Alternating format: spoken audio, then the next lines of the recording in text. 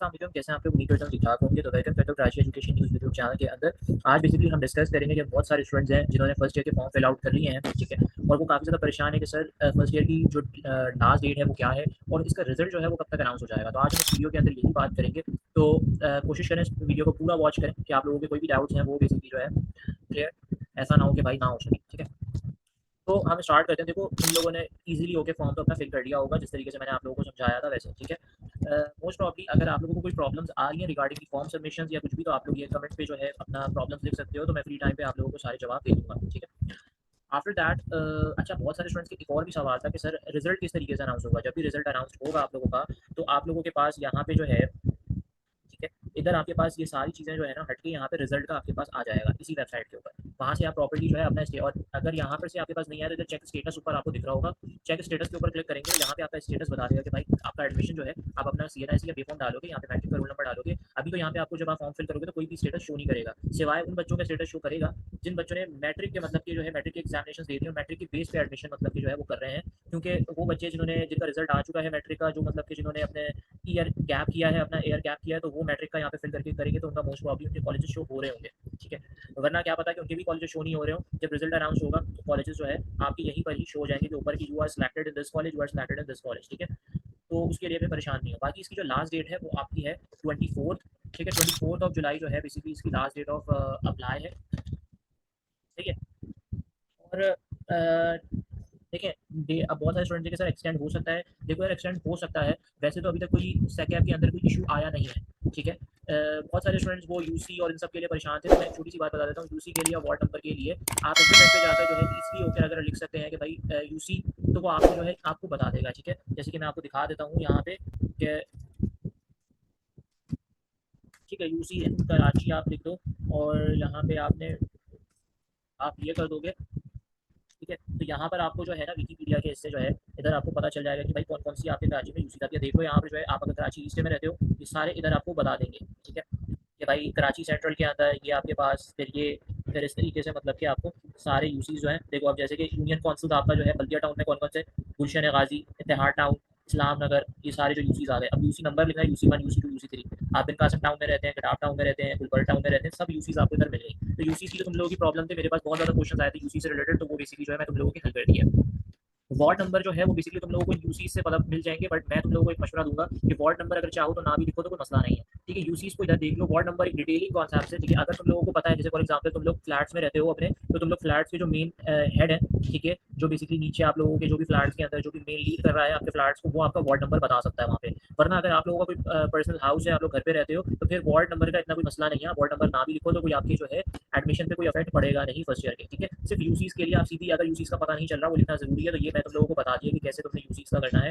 तुम यहाँ पर से चेकआउट करके सारे तुम्हारे पास लियाकतबाद टाउन पे कौन कौन से हैं, ठीक है? फिर उसके बाद तुम्हारे पास लियारी टाउन में कौन कौन से, जो जो जहाँ पे रहता है वो यहाँ पे कर सकता है, ठीक है? अब जैसे कि फॉर एग्जाम्पल गुलशन की बात है, ठीक है? तो अब गुलशन की बात है तो गुलशन का आप यहाँ, उसके बाद एक और क्वेश्चन है कि सर आपका बेसिकली सैक कैप का जो रिजल्ट है वो कब तक आएगा? देखो यार, अगर सैक कैप का जो है डेट इंक्रीज नहीं होती है, डेट आगे नहीं एक्सटेंड किया जाता है, तो फिर आप लोगों का रिजल्ट इंशाल्लाह ताला हफ्ते के अंदर अंदर आ जाएगा। मतलब समझ लो कि भाई 5 से लेकर 9 दिन का एक एस्टिमेटिव दिया जाता है, ठीक है?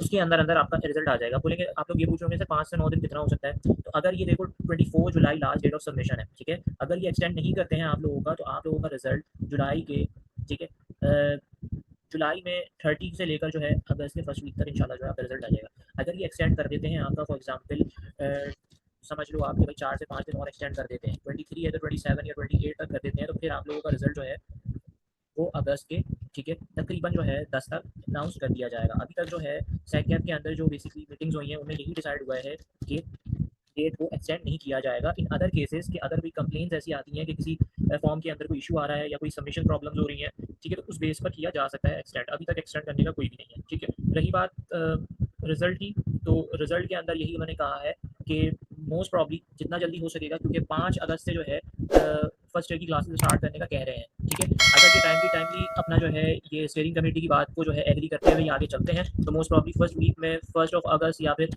इस तरीके से ही निकाल देंगे, ठीक है?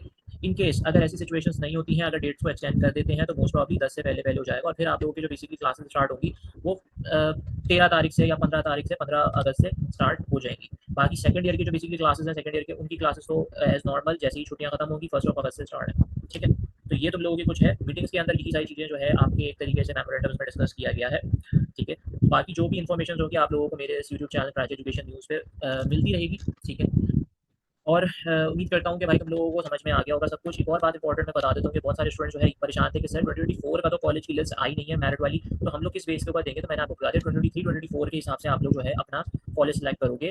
वो जो शीट्स हैं वो बेसिकली रिजल्ट जब अनाउंस हो जाता है उसके बाद फिर क्लोजिंग का आपको रियलिटी में पता चलता है कि भाई क्लोजिंग क्या मतलब कि फाइनल हुई है। अभी सिर्फ आपने जो है जो हमारे पास यहाँ पे जो है कट ऑफ मार्क्स में चले जाओगे तो कट ऑफ मार्क्स के अंदर क्या है तुम्हें मेन अपना मिल जाएगा कट ऑफ मार्क्स के अंदर कि 2023 2024 का कट ऑफ मार्क्स मिल जाएगा। मैं इसको भी ओपन करके दिखा देता हूँ तुम्हें।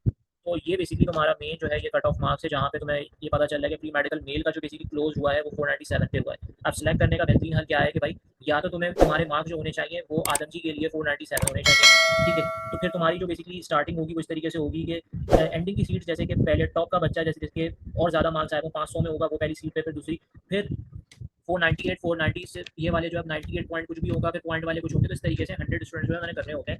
अब 97 वाले आपके एकदम एग्जैक्ट आया हुआ है तो आप यहाँ पे अप्लाई कर सकते हो। अगर फॉर एग्जांपल आपका 496 है, ठीक है, और आप कह रहे हो कि सर क्लोजिंग मेरा 497 था, इधर मेरे पास मेरे जो मार्क्स आए हैं 496 क्या मैं अप्लाई कर दूँ। देखो यार आप एक लिस्ट जो है ना अपनी मतलब कि कॉलेज का ज़ाया करोगे। 496 पे बहुत मुश्किल है कि आपको एडमिशन दे क्योंकि क्लोजिंग 497 पे हुई है, नीचे पे नहीं मिलेगी। गर्ल्स में भी सेम कोर्स के भाई गर्ल्स के अंदर क्या सिचुएशन है तो गर्ल्स में भी यही जाएगा, इसी तरीके से होगा। ठीक है,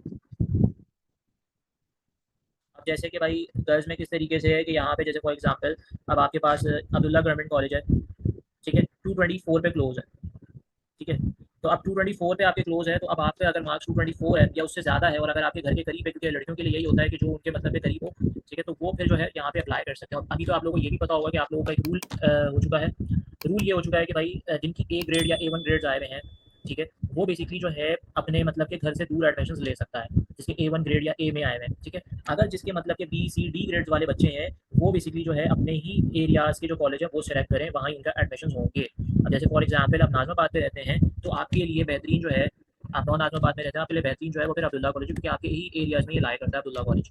ठीक है, फिर लड़कों के लिए वहीं पर ही जो है फॉर्मेंस है या जिना है, इस तरीके से जो है आप इन कॉलेजेस को अपने एरिया वाइज पे सेलेक्ट करोगे तो BC D E ग्रेड्स हैं। ठीक है, ये कुछ पॉइंट्स थे जो क्लियर करने थे स्टूडेंट्स के, बहुत ज़्यादा क्वेश्चन थे। बाकी मैं तुम लोगों को कब तुम लोगों को सैकैप का बेसिकली रिजल्ट सब कुछ क्लियर कर दिया। तो उम्मीद करता हूँ कि तुम लोगों को प्रॉपर्ली जो है चीज़ें समझ में आ गई होंगी। ठीक है, इंशाल्लाह जो है फिर नया बेसिकली जो है मैं नए वीडियोज़ के साथ हाजिर होऊंगा।